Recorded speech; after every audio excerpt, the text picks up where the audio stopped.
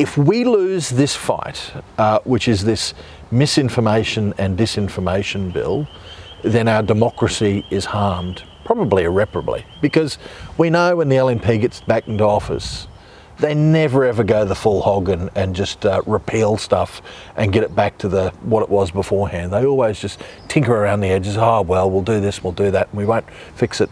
You know, so we need to stop this from the get-go. This has got the approval of the bureaucrats. This has got the approval of outfits like the World Economic Forum and the United Nations that just want all non-narrative commentary just stopped. And so it's interesting when you delve into this bill, this Misinformation and Disinformation Bill. I mean, firstly, well, here's an interesting thing. The day, it's just such a funny coincidence. The day that the government announces that they've got this bill and they call for public commentary, guess what day it was?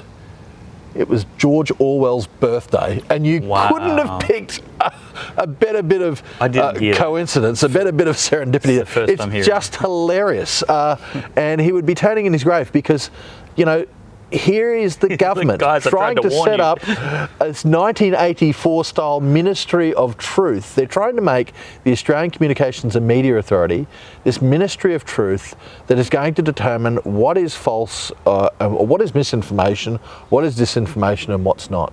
And then more than that, they have to go one step further. Is it misinformation or disinformation that causes harm?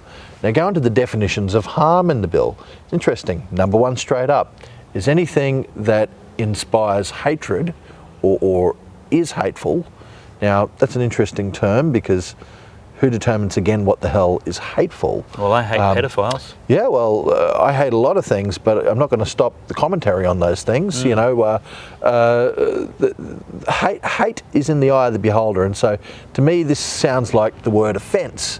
Does it cause you offence? And of course it's offence against any group in the community, again collective rights rather than individual rights, any group in the community that where the offence or the hatred is on the basis of gender, a basis of race. Of course we already have that in law anyway, it doesn't need to be a second law.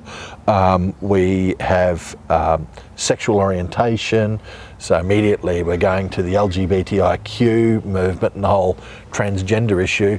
The question is the government now going to be censoring anyone who goes online and writes that a man can't be a woman, a biological fact?